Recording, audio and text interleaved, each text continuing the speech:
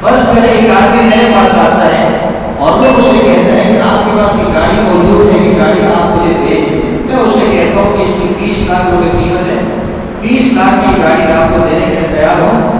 وہ کہتا ہے ٹھیک ہے میں لینے کے لیے تیار ہوں 20 لاکھ۔ میں اس سے کہتا ہوں آپ مجھے بیانہ دے دیں۔ آپ مجھے کیا دے دیں؟ بیانہ دے دیں، مجھے 50,000 روپے بیانہ دیں۔ یہ بیانہ میں اس لیے دے رہا ہوں آپ سے کہ اگر میں نے آپ سے میں نے گاڑی آپ کو نہیں بیچی، گاڑی میں نے آپ سے واپس کر لی، تو میں اس 50,000 کی جگہ آپ کو پورے 1 لاکھ روپے واپس کروں۔ اور اگر آپ بعد میں ہو کر گئے کہ میں نے گاڑی نہیں خریدنی، تو آپ کے 50,000 روپے ضائع ہو گئے، میں اس کو مالک ہوں۔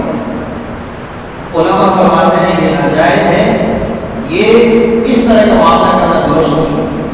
فرض کریں خریدنے والے نے مجھ سے کہا کہ جو گاڑی آپ نے مجھے 20 لاکھ کی بیچی ہے مجھے نہیں چاہیے، واپس کر دیجیے، تو میں کہوں گا کہ آپ نے جو مجھے 50,000 روپے بیانہ دیے تھا نا، اب وہ میں آپ کو واپس نہیں کروں گا، وہ آپ کا ضائع ہو جائے۔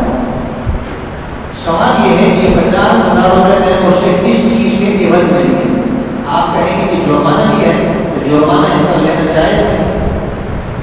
اس طرح کی جرمانے لینا جائز ہے نہیں۔ اور اگر میں بعد میں مکر جاؤں کہ جی گاڑی میں نے آپ کو 20 لاکھ کی بیچی تھی لیکن میں واپس کرتا ہوں تو گاڑی نہیں بیچتا، اب مجھے آپ کو کتنے واپس کرنے پڑیں گے؟ 1 لاکھ روپے۔ جو بیانہ آپ سے لیا تھا اس کا ڈبل میں نے آپ کو واپس کرنا ہے۔ اب 50,000 روپے تو خریدار